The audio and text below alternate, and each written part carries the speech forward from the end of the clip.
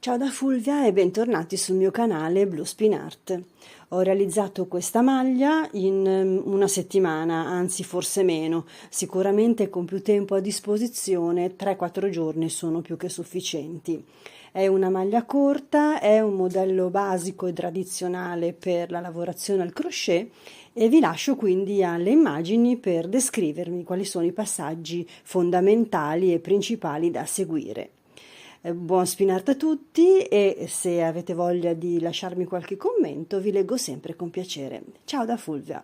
Ho utilizzato una lana misto mohair acrilico e con questo filo molto fine dalla caratteristica proprio tipica del mohair, quindi leggermente pelosetto, come si usa dire. Per la lavorazione un uncino 5.5.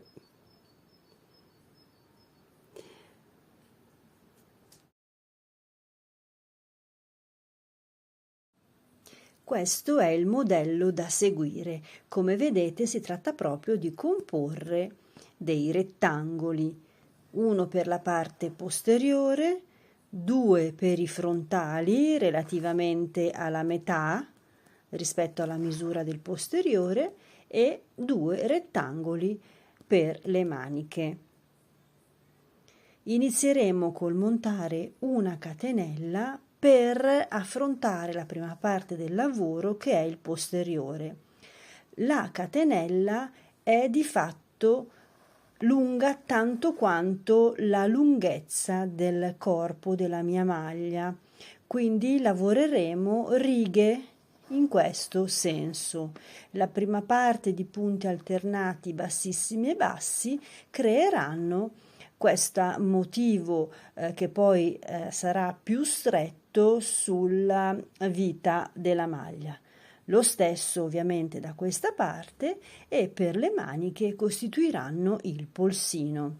Quindi montiamo la prima catenella a secondo di quanto lunga vogliamo fare la nostra maglietta. Quindi iniziamo, dicevo, con questa prima parte. Tutta la maglia è eseguita con questo schema: catenella iniziale, una prima riga di punti bassi e dalla successiva fino a termine di lunghezza desiderata un'alternanza di punti bassissimi, punti bassi, punti bassissimi, punti bassi, soltanto per una piccola porzione di riga, nel mio caso i primi 8 punti, e poi i successivi tutti mezzi punti. Quindi tutti i rettangoli che compongono questo modello vedono questo tipo di lavorazione. Una prima parte, nel mio caso ripeto 8 maglie alternando punti bassi a punti bassissimi e poi il resto della riga tutti mezzi punti.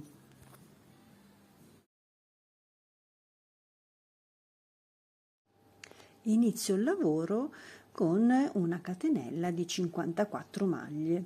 Ho fatto 3 maglie in più per avere un po' di margine di filo, ma io in pratica da questo marcatore ho contato 54 maglie. Ora sto eseguendo la seconda riga e sto entrando con punti bassi nel retro della maglia, quindi prendendo la crestina che rimane dietro come normalmente inizio per i bordi. L'uncinetto è 5,5 e a metà del lavoro, quindi a 27 maglie, ho messo un marcatore. È un po' una mia comodità, così quando ho un conteggio da fare per verificare se sto facendo un tot di punti giusti, parto già da questa misura di 27 catenelle che mi dà praticamente la metà del lavoro. Queste le prime righe fatte, alternati i punti bassissimi a punti bassi. Ora sto proseguendo con i mezzi punti e ho completato un'altra riga. considero di arrivare almeno a un 20 righe, quindi 10 più 10.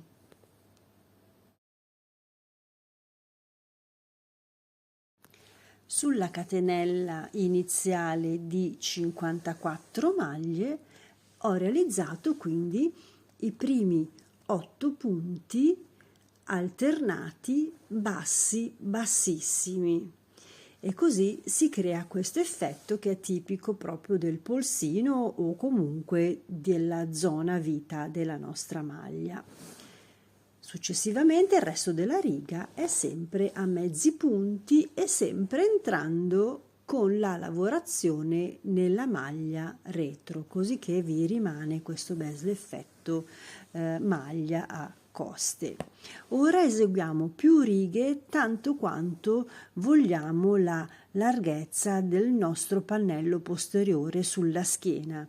Io conto di fare almeno 12-15 righe. Adesso vediamo che tipo di resa ha questo filato e poi ci vediamo alla fine del pannello.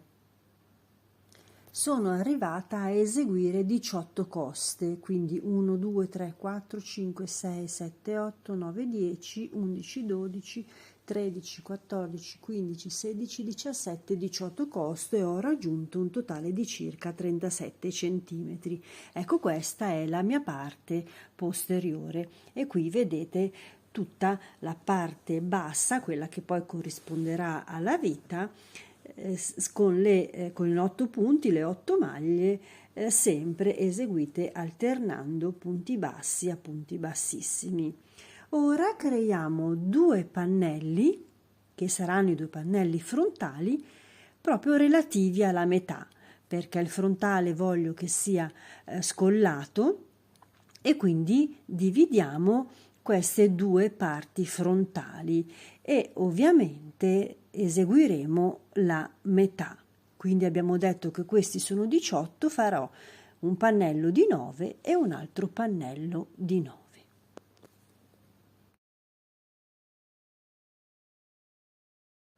Conclusa la parte posteriore, ci dedichiamo ai 2 frontali, così uniremo direttamente queste prime parti alla parte posteriore.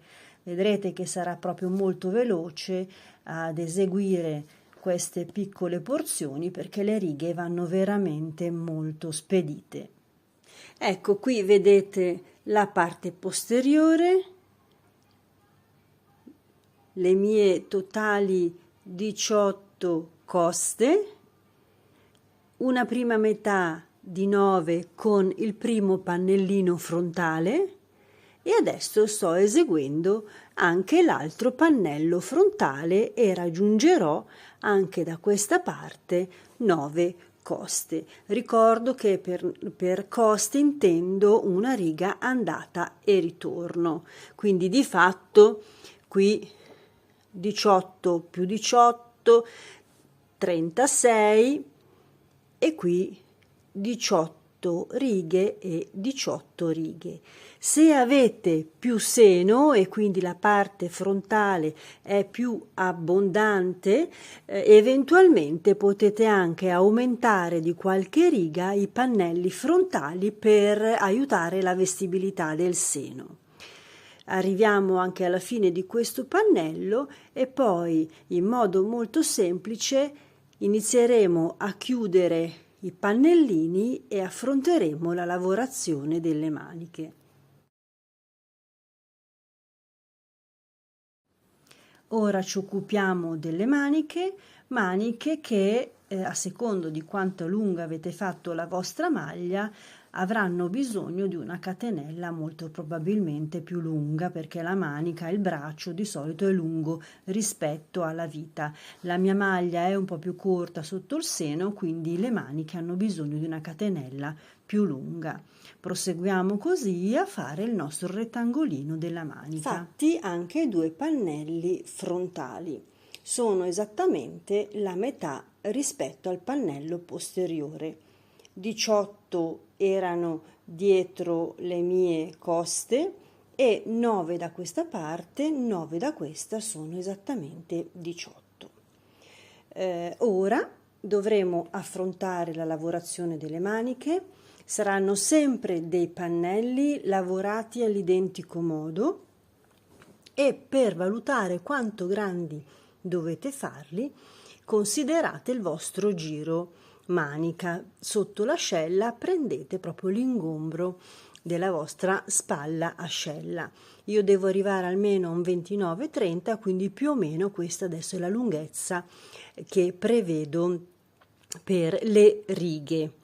Per quanto riguarda la lunghezza della manica, montate una catenella tanto quanto volete fare lunga per l'appunto la vostra manica. Sarà sempre lavorato nello stesso modo e poi vedremo come attaccare tutto quanto e assemblare la nostra maglia. Completate anche le maniche, ecco i 2 pannelli, ovviamente si dovranno piegare su se stesse e creare quindi il tubolare della manica. Ora non resta che unire tutto quanto, quindi unire il lato basso, unire sotto la manica e ovviamente ancorare le maniche alla parte alta del nostro busto. Infine ci dedicheremo al collo e alla scollatura.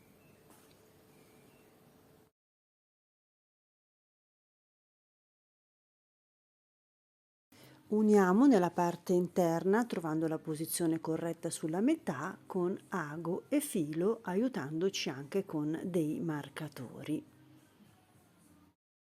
Sempre internamente arriviamo anche sull'altra metà e chiudiamo la manica.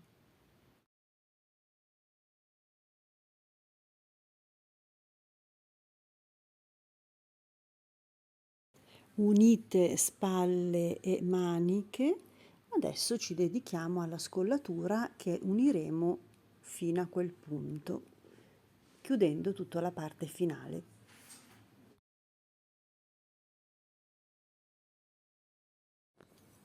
Dopo aver composto tutta la maglia ed aver anche unito i frontali al posteriore, ci troviamo col chiudere il nostro collo. Per creare quel motivo aperto e quel gancetto, diciamo così, quell'occhiello aperto che ho lasciato, mi sono comportata in questo modo. Dopo i 2 pannelli completi eseguiti, mi sono allacciata con il filo nella parte bassa della mia maglia ed ho eseguito una riga di mezzi punti fino ad arrivare circa alla centralità del seno, che a me corrisponde più o meno alla metà della maglia. Con l'ultimo mezzo punto, senza chiuderlo, mi sono agganciata sul lato opposto e ho unito insieme questi 2 mezzi punti in un unico vertice. Ho poi proseguito la lavorazione da questa parte fino alla fine. Ho così creato un aggancio dei 2 lati e per il momento sono aperte ancora queste 2 piccole fascette finali. Come vedete, io ho segnato in verde ciò che poi unirò con ago di lana e filo. Posizionandomi sul retro della lavorazione, sono così arrivata ad unire soltanto una piccola porzione dei punti bassi, quindi non sono arrivata fino alla fine della riga, ma ho unito soltanto una piccola parte dei punti bassi. Questo dà in apertura questo piccolo occhiello che di fatto è la centralità della mia maglia. Diciamo che siamo arrivati praticamente in fondo, la proviamo.